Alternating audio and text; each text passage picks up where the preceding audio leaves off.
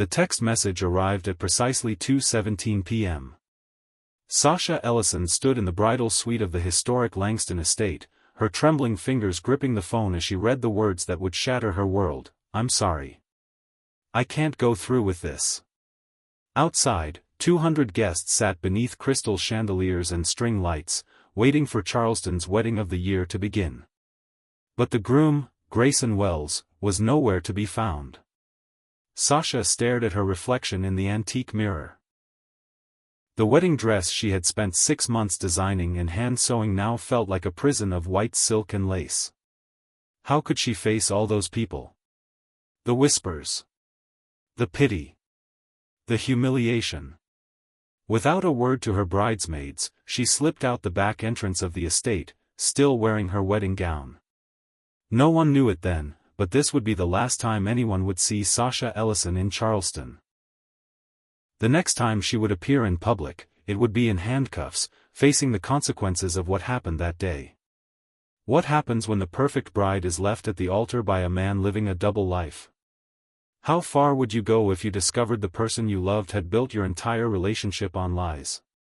Would you run away to escape the shame, or would you seek the kind of justice that can never be undone?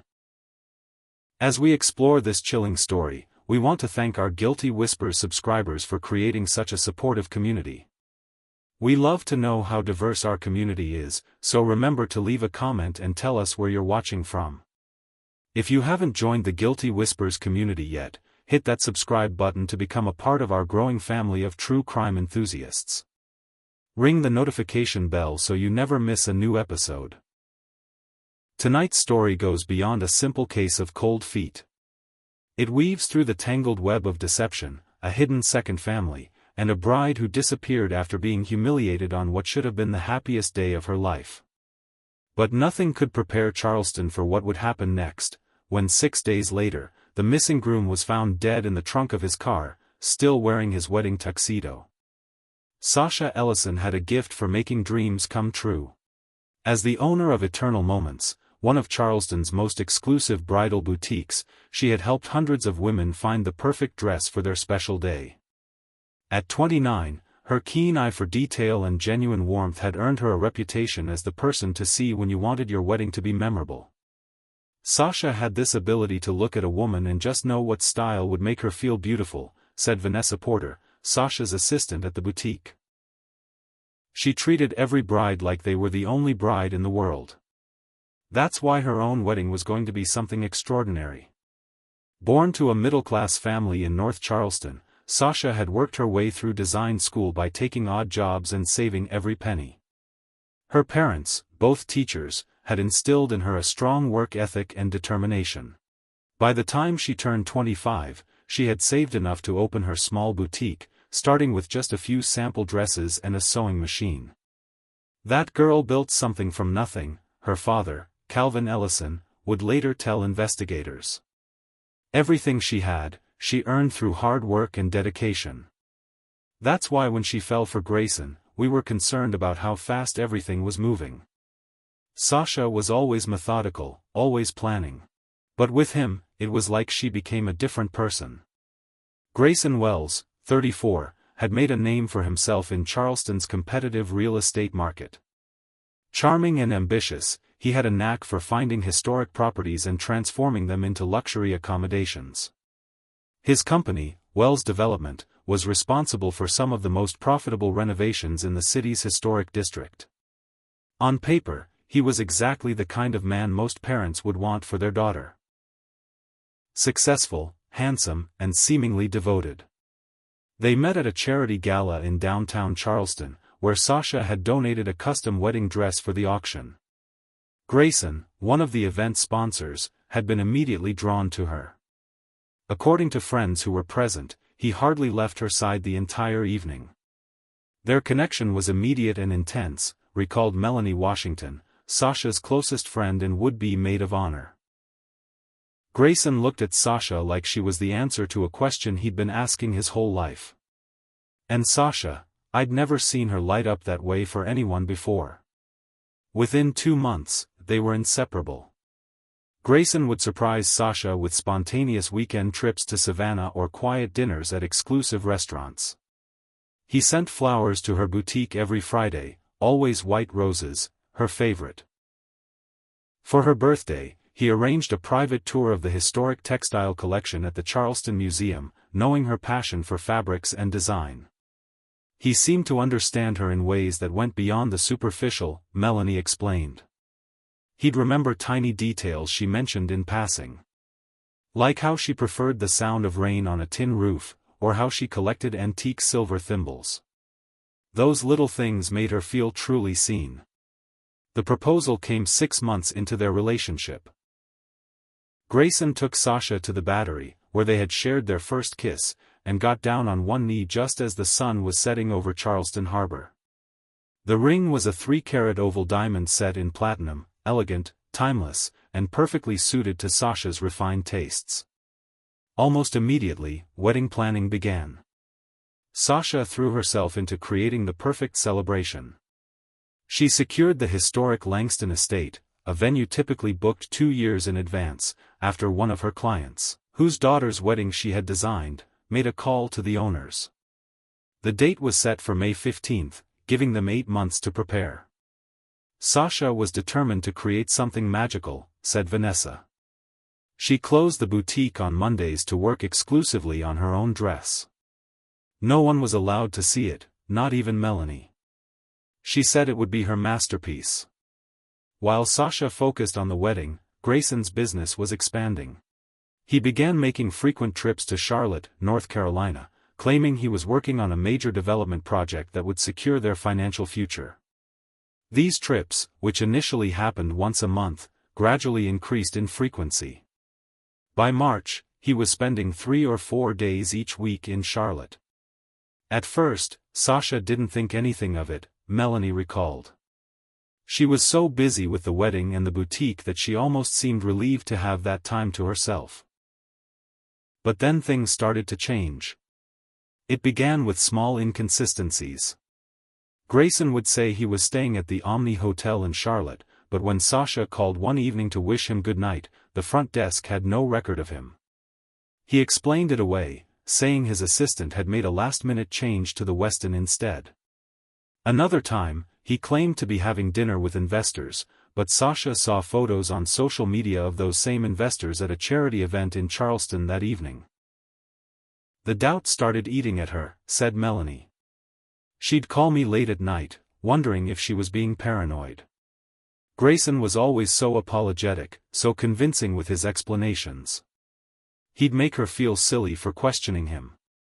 2 weeks before the wedding, Sasha did something completely out of character. She hired Evan Collier, a private investigator recommended by a client who had gone through a difficult divorce. She came to me clearly conflicted, Evan would later testify. She felt guilty about investigating the man she was about to marry, but she couldn't shake the feeling that something wasn't right. She told me she needed to know the truth before she walked down the aisle, whatever that truth might be. Evan followed Grayson on his next trip to Charlotte. What he discovered would have made any bride call off the wedding immediately. Grayson wasn't staying in hotels at all. He had a house in a quiet suburban neighborhood in Charlotte. And he wasn't living alone. The photographs Evan provided to Sasha showed Grayson with a woman named Layla Jenkins. They looked comfortable together, domestic even. And there was something else, a child, a little boy around 2 years old.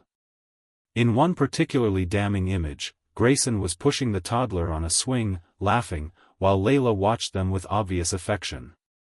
When I showed her those photos, she didn't cry, didn't scream, Evan recalled. She just got very quiet and very still. Then she asked me to find out everything I could about Layla Jenkins. She needed to know exactly what she was dealing with. What Evan uncovered next was even more devastating. Layla wasn't just Grayson's girlfriend. According to neighbors and social media posts, they were engaged. Grayson had been living a complete double life, splitting his time between Charleston and Charlotte, between Sasha and Layla. The little boy was named Marcus, and he was Grayson's son. Layla and Grayson had been together for nearly 4 years, longer than Grayson had known Sasha. In Charlotte, he was known as a devoted family man, active in their neighborhood association and their church community. The most incredible part was that Layla seemed to know nothing about Sasha, Evan explained. He had constructed 2 entirely separate lives. Different friends, different social circles. He even maintained 2 different cell phones and email accounts. Sasha received Evan's final report 3 days before the wedding. By then, invitations had been sent, the venue was paid in full, and her custom dress was finished. Canceling would mean public humiliation and financial loss.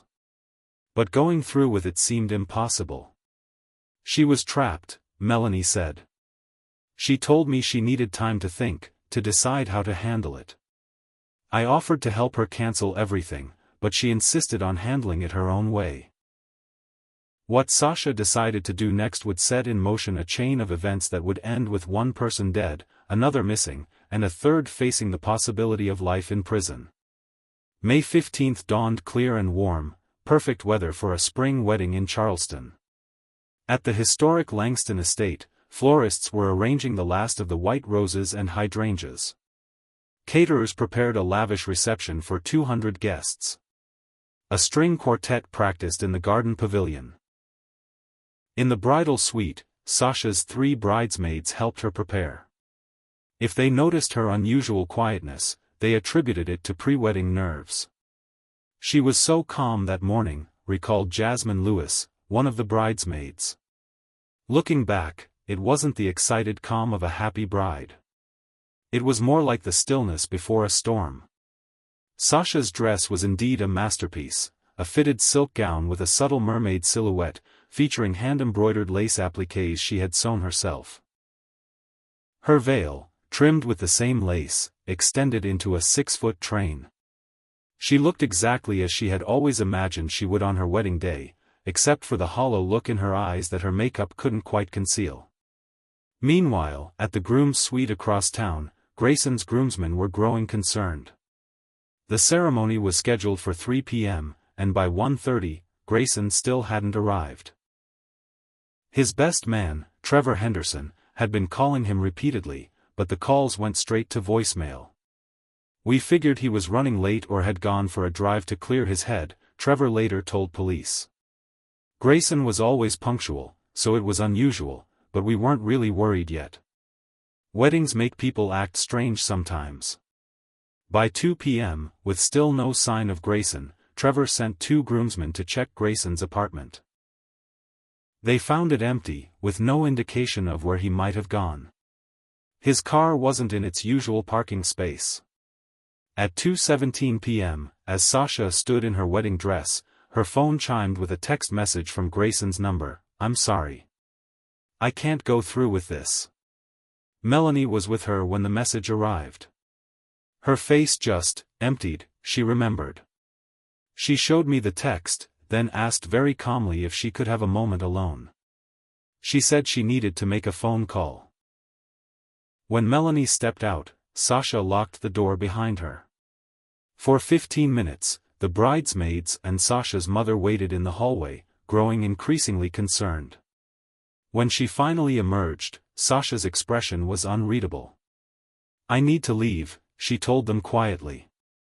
"Please tell everyone I'm sorry for the inconvenience." Despite their protests and questions, Sasha refused to explain. She walked down the back staircase of the estate, still in her wedding dress, and out to the parking area. A staff member reported seeing her get into a silver car that was waiting there, though they couldn't identify the driver. Back at the estate, Melanie was left to address the waiting guests. She announced that the wedding would not be taking place and asked everyone to please respect the privacy of both families during this difficult time. Speculation immediately began. Had Grayson really abandoned Sasha at the altar?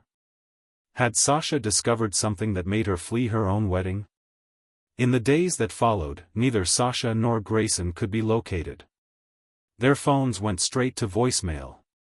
Their homes appeared untouched. Sasha's boutique remained closed, with a simple sign on the door stating, temporarily closed due to personal emergency. The local media picked up the story of Charleston's missing bride and groom. Initial reports portrayed it as a case of cold feet. Either Grayson had backed out and Sasha had fled in humiliation, or perhaps they had planned to run away together and avoided the expense and pressure of a large wedding. But on May 21, 6 days after the aborted wedding, everything changed. A highway patrol officer noticed a black Audi A6, Grayson's car, parked behind an abandoned gas station near the Georgia border. The car had been there for several days, according to local residents. When the officer approached the vehicle, he noticed a distinct odor. Opening the trunk, he discovered Grayson's body. Have you ever wondered how quickly life can change? How a single discovery or betrayal can transform someone you thought you knew? What would you do if your entire future was built on a foundation of lies? Leave your thoughts in the comments below. We'd love to hear your perspective on what might drive someone to create a double life like Grayson's. The crime scene told a story of calculated violence. Grayson Wells had been shot twice in the chest at close range. He was still wearing the tuxedo he should have worn to his wedding, though the white shirt was now stained dark with dried blood. The medical examiner would later determine that he had been killed within hours of his scheduled wedding ceremony. It wasn't a robbery, Detective Regina Hayward of the Charleston Police Department explained at the press briefing. His wallet was missing, but his platinum watch and cufflinks remained in place. This appears to be a crime motivated by something personal. The trunk of the Audi contained no other evidence, no weapon, no shell casings, no signs of struggle.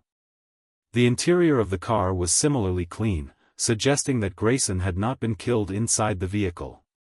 His body had been placed in the trunk after death, likely transported from the actual crime scene. Whoever did this was careful, noted Detective Hayward. The car had been wiped down, but not thoroughly enough. We were able to lift partial prints from the steering wheel and door handles. Those prints would later be matched to Sasha. Combined with her sudden disappearance and the timing of Grayson's death, she quickly became the prime suspect. A search warrant was issued for her home and boutique. In her bedroom, investigators found a manila envelope containing the reports and photographs from Evan Collier, the private investigator. They also discovered a small notebook in which Sasha had apparently been tracking Grayson's movements and inconsistencies in his stories. It painted a picture of a woman who had discovered her fiancé's betrayal, said Detective Hayward. The final page was dated May 12, 3 days before the wedding. It simply said, "He doesn't deserve to be happy in either life." The immediate theory was straightforward. Sasha had learned about Grayson's double life, lured him away before the wedding, killed him in a rage, disposed of his body in the trunk of his own car, and then fled. A be on the lookout alert was issued for Sasha Ellison across multiple states. But the case was about to take an unexpected turn. On May 23, while reviewing surveillance footage from businesses along Grayson's likely route from Charleston to the Georgia border, investigators made a surprising discovery. Grayson's Audi was captured on a gas station camera at 5:42 p.m. on the wedding day. He was alone, appearing agitated as he filled the tank. He was still wearing his tuxedo, but his tie was loosened and his hair disheveled. More significantly, at 6:17 p.m., another camera at a convenience store 20 miles further south captured Grayson's car again, but this time, he wasn't driving. The image quality was poor, but it clearly showed a woman behind the wheel. The passenger seat appeared to be empty. "This changed our timeline completely," Detective Hayward explained. Grayson hadn't just disappeared before the wedding. He had actually left Charleston, heading south, apparently of his own volition. Something happened during that journey that ended with his death. Meanwhile, the search for Sasha had yielded no results. Her credit cards hadn't been used. Her passport was still in her apartment. Her car was found in the long-term parking lot at Charleston International Airport, but airline records showed no passenger under her name on any flight. Then came another breakthrough. A housekeeper at the Palmetto Motel, a budget accommodation on the outskirts of Charleston, recognized Sasha's photo from the news. She reported that a woman matching Sasha's description had checked in on the evening of May 15, the day of the wedding, but had been wearing casual clothes, not a wedding dress. More intriguingly, she hadn't been alone. She was with another woman, the housekeeper told detectives. They paid cash for 3 nights. Both seemed tense, kept to themselves. They left on the 18th, early morning. Didn't request housekeeping the entire time. Surveillance footage from the motel's parking lot confirmed the housekeeper's account.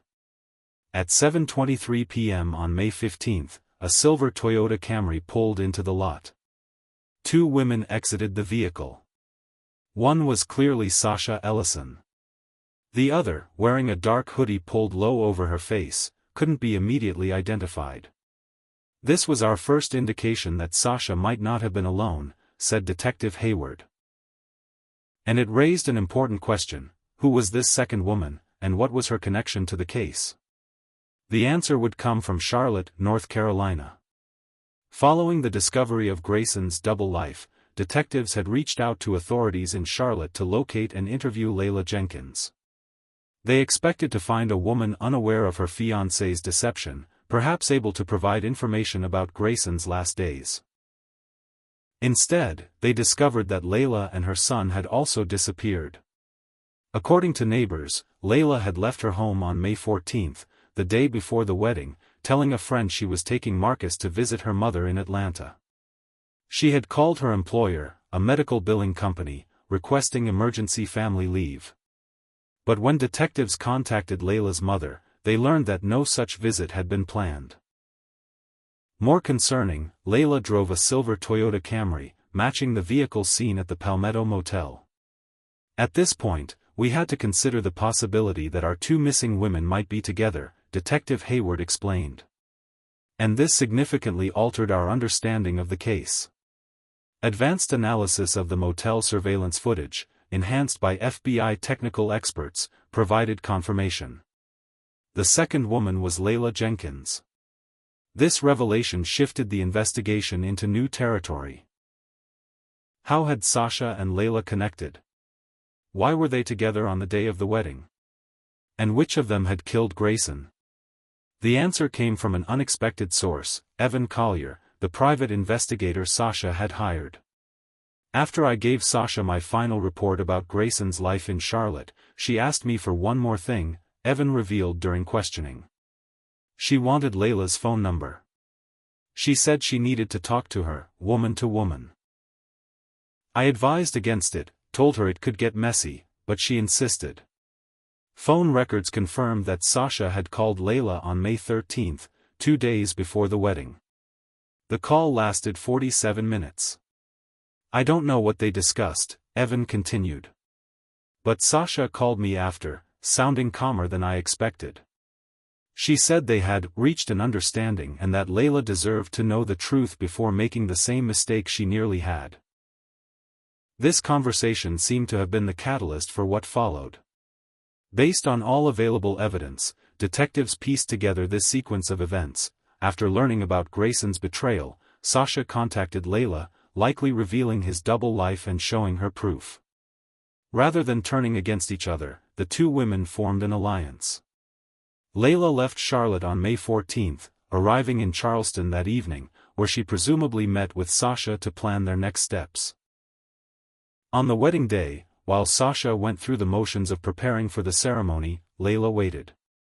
When Grayson texted that he couldn't go through with the wedding, Sasha left the Langston estate and met up with Layla. Together, they checked into the Palmetto Motel. Somehow, they arranged for Grayson to drive south from Charleston. The surveillance footage suggested he was alone when he stopped for gas, but by the time his car reached the convenience store an hour later, he was no longer driving.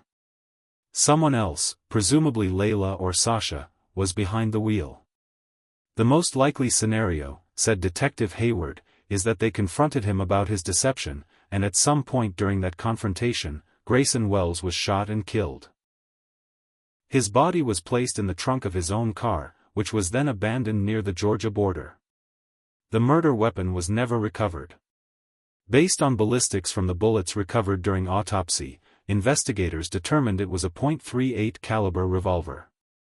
During her confession, Sasha claimed she had thrown the gun into the Savannah River while driving back to Charleston after abandoning Grayson's car.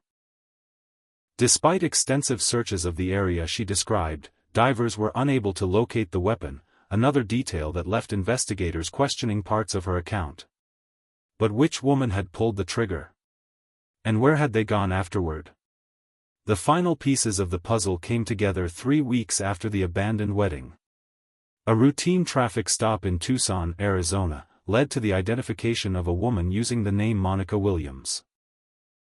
Fingerprint verification confirmed she was actually Sasha Ellison. She was driving alone in a used Honda Civic purchased with cash in New Mexico. In her possession was a burner phone, $4,200 in cash, and a bus ticket to San Diego.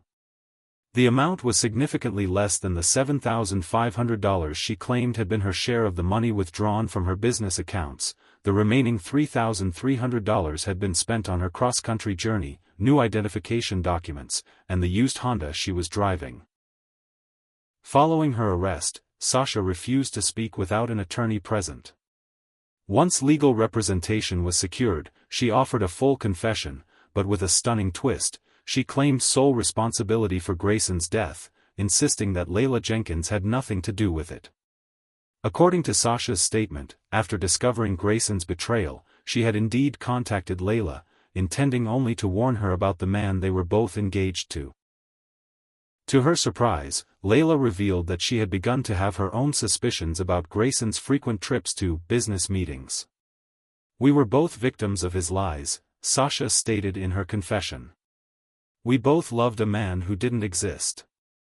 The Grayson I knew and the Grayson she knew were complete fabrications." Sasha claimed that she and Layla had formed a plan not to confront Grayson, but simply to disappear from his life simultaneously, leaving him to face the consequences of his deception when both of his fiancées vanished on the same day.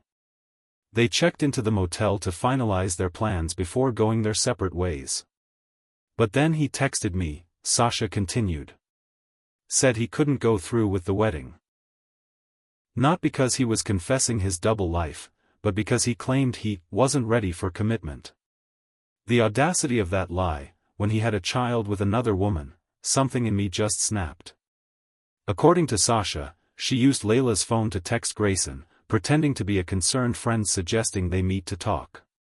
She arranged to meet him at a park south of Charleston. "When I showed him the photos of him with Layla and his son, he didn't even deny it," Sasha stated. "He tried to justify it, said he loved us both in different ways, that he couldn't choose. Then he had the nerve to ask me not to tell Layla about us, to let him handle it his way. That's when I took out the gun." Sasha claimed she had purchased the weapon months earlier for protection after a break-in at her boutique. She had brought it with her not intending to use it, but in the heat of the moment, she fired twice. She then drove Grayson's car, with his body in the trunk, to the Georgia border and abandoned it. Afterward, she returned to the motel where Layla was waiting. "I told Layla what I'd done," Sasha's confession continued. "She was horrified. She wanted to go to the police immediately, but I convinced her that she needed to think of her son. I told her to take the money we had withdrawn, about $15,000 in cash, and disappear with Marcus. Start a new life somewhere Grayson's actions couldn't hurt them anymore." According to Sasha, they parted ways on May 18. Layla headed west with her son, while Sasha traveled south before eventually turning toward Arizona. Those 3 days at the Palmetto Motel, from the evening of the wedding until their departure on May 18, remained a critical gap in the investigation. Hotel staff reported that the women rarely left their room, ordering delivery food twice and requesting extra towels once. Bank records would later show that during this time, Sasha had made a series of withdrawals from her business accounts, accumulating the cash they would need to start new lives. They also disposed of Sasha's wedding dress and both of their phones, purchasing burner phones from a convenience store. Investigators believe this time was spent meticulously planning their separate escapes, creating new identities, and ensuring they left no trail to follow. Detectives were skeptical of this account, particularly the claim that Layla had no involvement in the murder. The motel surveillance showed both women leaving together. If Layla was truly horrified by Sasha's confession, why stay in the motel with her for 3 days? And why flee across the country instead of reporting the crime? The search for Layla Jenkins and her son intensified. 6 weeks after Grayson's death, they were located living in a small apartment in Portland, Oregon. Layla had dyed her hair blonde and was using the name Taylor Morris. 2-year-old Marcus was enrolled in a local daycare under the name Marcus Morris. When confronted by authorities, Layla offered a significantly different version of events. According to her, after learning about Grayson's betrayal, she had indeed come to Charleston to confront him, not Sasha. She claimed she had no idea Sasha existed until Grayson confessed everything to her the night before the wedding. "He told me he was calling it off, that he couldn't go through with marrying another woman," Layla stated. "He said he was choosing me and our son, that we would start fresh somewhere else. I believed him. But on the wedding day, when Grayson was supposed to meet Layla to drive to Atlanta together, he never showed up. Instead, she received a text from his phone saying he needed more time, that he wasn't ready to leave with her yet. That's when I realized he was lying again," Layla continued. "He wasn't choosing either of us. He was running away from both of us." According to Layla, she tracked Grayson's phone to a small park south of Charleston, where she found him sitting in his car, still wearing his tuxedo. To her shock, Sasha was already there, confronting him about his lies. "They were arguing when I walked up," Layla claimed. "Sasha had pictures, proof of his life with me. Grayson was trying to calm her down, saying he could explain. When he saw me, the color drained from his face. He knew he was caught." Layla alleged that as the confrontation escalated, Sasha pulled out a gun. Grayson lunged for it, and in the struggle, the weapon discharged twice. Whether Sasha pulled the trigger intentionally or it was an accident in the scuffle, Layla couldn't say with certainty. "We were both in shock," Layla stated. "Grayson was bleeding out right in front of us. Sasha kept saying, 'What have I done? What have I done?' I was the one who suggested we put him in the trunk. I was thinking about my son, about what would happen to him if I went to prison. We weren't thinking clearly." According to Layla, they drove Grayson's car to the Georgia border together, abandoned it, and then returned to Charleston in Layla's car. They checked into the motel to figure out what to do next. "Sasha said we should both disappear," Layla continued. "She had access to cash through her business accounts. She gave me half and told me to take Marcus somewhere safe, to start over. She said she would do the same, and that we should never contact each other again." Which version was true? The forensic evidence couldn't conclusively determine who had pulled the trigger. Fingerprints from both women were found in Grayson's car. Both had clear motives for wanting him dead. Both had fled the scene and established new identities in distant states. In the end, the Charleston County prosecutor decided to charge both women with second-degree murder, conspiracy, and evidence tampering. The case never went to trial. In exchange for a reduced sentence, Sasha Ellison eventually pleaded guilty to manslaughter, maintaining that she alone had fired the fatal shots. Layla Jenkins accepted a plea deal for accessory after the fact, receiving a shorter sentence that would allow her to reunite with her son while he was still young. The truth of what exactly happened in that park south of Charleston on May 15, who pulled the trigger and whether it was premeditated or a crime of passion, remains known only to Sasha and Layla. The case of Sasha Ellison and Layla Jenkins reminds us that beneath the surface of seemingly perfect lives often lie complicated truths. When Grayson Wells created two separate worlds for himself, he set in motion events that would ultimately claim his life and forever alter the trajectories of the women who loved him. Their story serves as a sobering reminder of how quickly trust can unravel, and how the pain of betrayal can drive people to unimaginable actions. In the aftermath, those closest to the tragedy were left to pick up the pieces. Each would carry their own burden of guilt, grief, and unanswered questions. And somewhere in Portland, a young boy would grow up never knowing his father, perhaps the most innocent victim in this web of deception and its violent conclusion. The truth behind closed doors can only come to light when we have the courage to share it. If this story moved you, help others discover it by sharing this video.